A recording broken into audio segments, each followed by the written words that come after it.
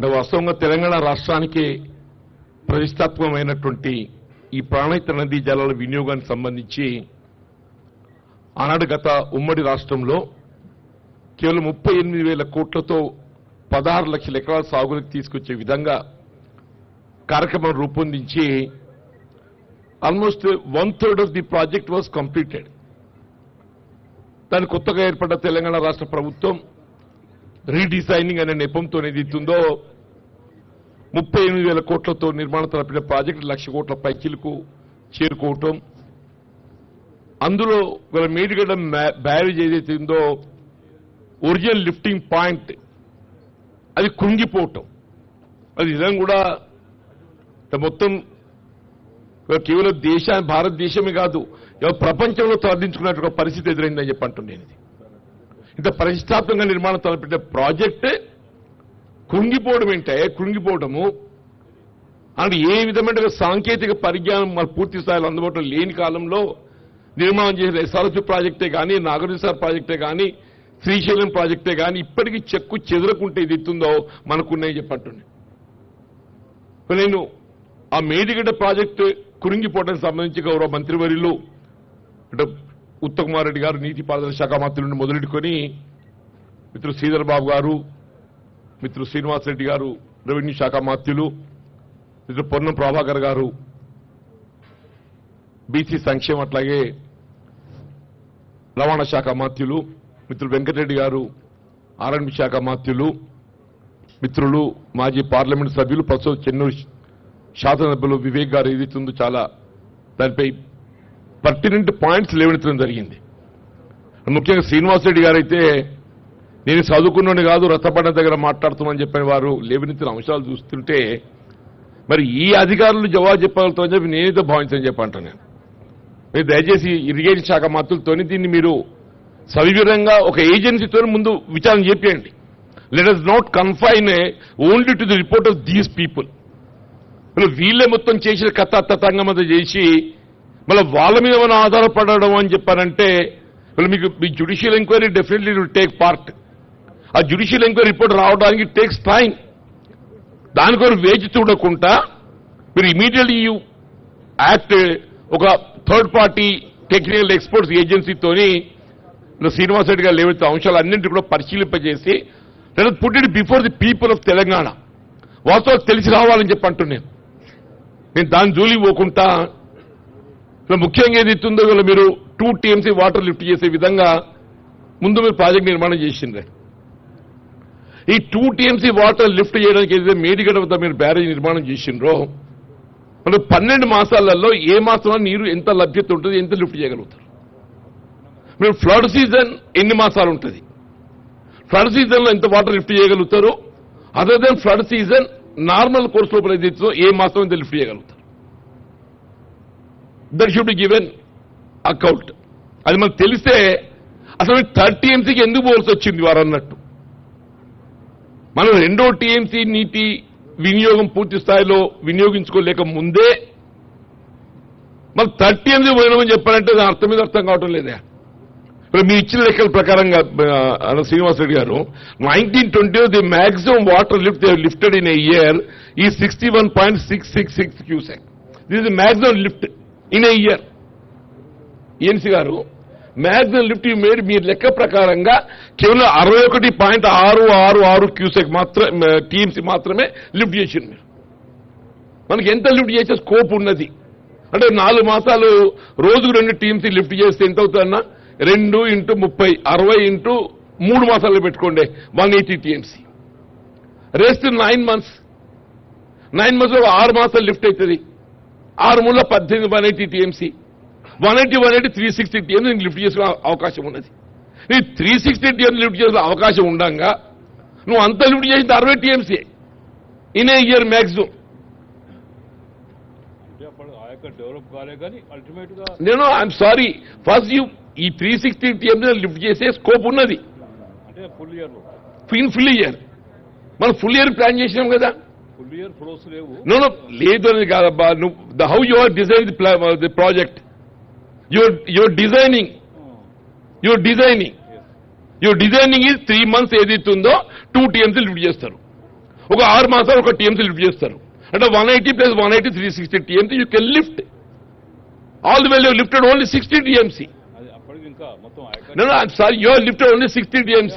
Still there is scope of another 300 TMC scope for lifting. ఇంకా 300 TMC lift చేసే scope ఉండంగా నువ్వు 300 TMC ఎందుకు పోయినట్టు అని చెప్పి అంటున్నావు. ఇది ఎగ్జాస్ట్ అయినట్టయితే ఇంకో 4 సంవత్సరాలకి ఎగ్జాస్ట్ అవుతుందని చెప్పంటే మీరు ప్లాన్ చేయండి.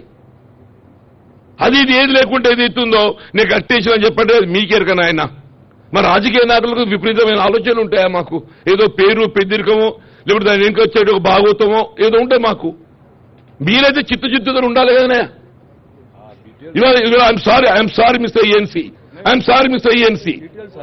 No, unless you explain without lifting full 360 TMC capacity, going for 3 TMCs, putting additional burden of financial exchequer మీద బడ్జెట్ పెట్టి మీరు 20,000 కోట్లు ఖర్చు పెట్టిందన్న 30 మీ ఇచ్చిన పెట్టే ఖర్చు 1,00,000 కోట్లల్లా 20,000 కోట్లు 30% పెట్టారు. 20,000 కోట్లు ఖర్చు పెట్టినని చెప్పంటున్నాం. మీరు మా భూములని వేనేమాయి మేమేం చెప్పుకోవాలన్నా? అది ఆల్ రైట్ సార్, ఇదొక అంశం. సరే, అది వారు చూస్తారు అనుకోండి. ఇప్పుడు ఈ 11,000 కోట్లు ఏదైతే మీరు ఖర్చు పెట్టినరో ఇది ఫస్ట్ అంబేద్కర్ ప్రాణహిత చెవుల ప్రాజెక్టులో ఈ 11,000 కోట్లలో ఎల్లంపల్లి ప్రాజెక్టుకు ఎగువన ఎంత ఖర్చు పెట్టిండ్రు, దిగువన ఎంత ఖర్చు పెట్టిండ్రు? ఈ 11,000 కోట్లకు ఎగువన మీరు పెట్టే ఖర్చు ఏదైతుందో అదర్ దాన్ ప్రాజెక్టు మిగిలినంతా నిరుపయోగంగా ఉన్నది. ఇప్పుడు Yellampalli project is part of this project or is separate? If it is separate 11,000 crores ఏదైతుందో మీరు ఎల్లంపల్లికి ఎగువన ఖర్చు పెట్టింది నిరుపయోగంగా ఉన్నది. వారది దాన్ని వినియోగించుకోవడానికి మనం ఏం చేస్తున్నాం, దాన్ని వినియోగించడానికి ఏం చేయబోతున్నాం, అది ఏం చేయబోతున్నాం? మీ అగ్రిమెంట్ ప్రకారం ఏదైతుందో the Maharashtra government has agreed 148 meters లెవెల్లో ఏదైతుందో మనం బ్యారేజ్ నిర్మాణం చేసుకోవడానికి మనకు అవకాశం ఇచ్చింది. Actual we have considered, minister గారు అన్నట్టు ఏదైతుందో వీ హ్యావ్ కన్సిడర్డ్. మనం వాళ్ళు ఒప్పించరు కాదు, మనం కన్సిడర్ అయిన వాడి వాదన మనం కన్సిడర్ అయిపోయినా నువ్వు అక్కడ ఆల్రెడీ 148 meters కు నువ్వు కన్సిడర్ అయి సంతకం పెట్టచ్చు. ఆడ మనకి ఏదైతుందో 63 TMC వినియోగించుకునే అవకాశం ఉన్నది. 63 TMC ఏదైతుంది 75% డిపెండబిలిటీ ఏదైతుందో ఆల్మోస్ట్ మనం will get about 44 TMC water, 75% dependability కూడా. Otherwise we have got scope of getting 63 TMC something. ఇప్పుడు 148 మీటర్కి ఎప్పుడైతే మనకు ఒప్పందం కుదుర్చుకున్నామో తవ్విన కాలంలో 152 మీటర్లు తవ్విన మీరు వాటి కొంచెం రీమాడిఫై చేసి రీఇంజనీరింగ్ చేసి ఇట్లా మీరు ఒరిజినల్ ప్రాజెక్ట్ రీఇంజనీరింగ్ చేసిండ్రో ఈ కాలంలో రీడిజైన్ చేసి కొంత లెవెల్ తగ్గించి డెప్త్ కొంత వెడల్పు పెంచి ఆ నీటిని మనం ఎక్స్ట్రాక్ట్ చేసి మనం జైపూర్ వాగులోకి వెళ్ళి సుందిల పైన వేస్తే మీకు Sundilla barrage already you got lift scope also. మీరు పైసా ఖర్చు పెట్టుబడి పైసా ఖర్చు లేకుండా only the barrage expenditure over Tummidihatti. ఆ తుమ్మడిహట్టి వద్ద నిర్మాణం చేసే barrage cost hardly it may take about 5,000 crores hardly. What ever it is 5 or 10 మీరు లెక్కలు చేస్తారు. అదంతా రివిజన్ చేస్తే అంతా కూడా ఇంకా 4,000-5,000 కోట్ల కంటే ఎక్కువ కాదా? 10,000 కోట్లతోని మీరు 2 లిఫ్ట్ తప్పియచ్చు. మీ మేడిగడ్డ లిఫ్ట్ తప్పిస్తారు, అన్నదానం లిఫ్ట్ తప్పిస్తారు. 2 లిఫ్ట్ల రికరింగ్ ఎక్స్పెండిచర్ నిర్వహణ భారం ఏదైతే మనకు తగ్గిపోతుంది. దీన్ని యూజ్ చేసుకోండి. ఈ తక్కువ పడ్డట్టయితే then you think of the using Medigadda and అన్నారు. Minimum common sense one should have it. Minimum common sense. Maharashtra ప్రభుత్వం మీరు ఒప్పందం కుదుర్చుకొని 40-140 మీటర్లు కట్టుకునే అవకాశం ఉండగా ఆ 2 బ్యారేజీలు ఏదైతుందో అవసరం లేకున్నా కానీ ఏదైతుందో ఇది ఖర్చు పెట్టకుండా మళ్ళీ ఇప్పుడు ఏం చేసిందా మీరు? ఇంకా ఇప్పుడు వార్తా వాయిన్ గంగ కలిస్తే ఏదైతే మనకు నీటి లభ్యత ఉంటుందో 2 పాయలు కలిస్తే అన్న 2 పాయలు కలిస్తే ఏదైతే నీటి లభ్యత ఉంటుందో the major paya vine Ganga ఏదైతుందో 2/3 పోర్షన్ వదిలేసి ఇప్పుడు 1/3 మీద నీటి బ్యారేజ్ కడతాడా? అరే you have took sanction 2 lakh అంటే 2 lakh ఎకర్స్. ఐఎమ్ సారీ మీకేదైతుందో వార్తా వాయిన్ గంగ 2 కలిస్తే ప్రాణహిత. నది మీద కట్టి 2,000 కింది కాదు ఎక్కడికి వస్తుంది మనది మేడిగడ్డకు వస్తుంది. అది మేడిగడ్డకు వస్తుంది. అది ఎందుకు పర్పస్లో వదిలింది అన్న చెప్పంటే అసలు there is no water availability at Medigadda except other than the flood season. నిజంగానే తుమ్మడి గడ్డ వద్ద మీరు అనుకున్న బ్యారేజీ నిర్మాణం చేసినట్టయితే అదర్ దెన్ ఫ్లడ్ సీజన్ మీ మేడిగడ్డ ఎంత నీటి లభ్యత లభిస్తుంది మీరు భావిస్తారో ఒక టీఎంసీ ఆ ఒక్క టీఎంసీ కంటే మినిమం నీకు రోజు వస్తుందా? ఈ మేడిగడ్డ వద్ద ఏదైతే దాన్ని నీటి లభ్యతలు తగ్గిపోకుండా చూసుకోవడానికి కొరకు ఈ వాతావరణంగా కిందికి వదిలేస్తున్నాడు. వారు అన్నట్టు ఏదైతుందో ఏదైనా ఇంజనీరింగ్ చీఫ్ ఏదైతుందో your put it on the paper. నాకేదో నా కారణం నాకుంటాయా? నా కారణం నాకుంటాయి as head of the government. కానీ యాజ్ ఇంజనీరింగ్ చీఫ్ ఏదైతుందో మీ బాధ్యత ఏంటి? బై కన్సల్టింగ్ ఒక పాయ మీద కట్టడంతో ఇంకా పెద్ద పాయ కిందికి దిగువకి వెళ్ళిపోతుంది, రాష్ట్ర హక్కులు కోల్పోతాం, మనకి ఇంత సెకండ్ స్పీడ్ మీద పడుతుందని చెప్పని నువ్వు ప్రభుత్వాన్ని ఎక్స్ప్లెయిన్ చేయాలి. చేయకుండా ఏదైతే 20 కట్టడాలు పెట్టి 40 కిందికి వదులుతామని చెప్పండి. ఎవరిని ఏం చేయదలుచుకుని మీరు చెప్పంటున్నా దయచేసి అన్న గౌరవ మినిస్టర్ ఉత్తమారెడ్డి గారు ఏదైతుంది it's all really it studied very deep. మీరు ఏదైతే ఇక్కడ మీరు ఇవాళ ఈ సమావేశం ఏర్పాటు చేయడము వాస్తవాలు వెలికి రావడానికి ఇది తొలి అడుగు మాత్రమే చెప్పంటూ నేను. వాస్తవాలు వెలికి రావడానికి తొలి అడుగు మాత్రమే చెప్పంటూ నేను.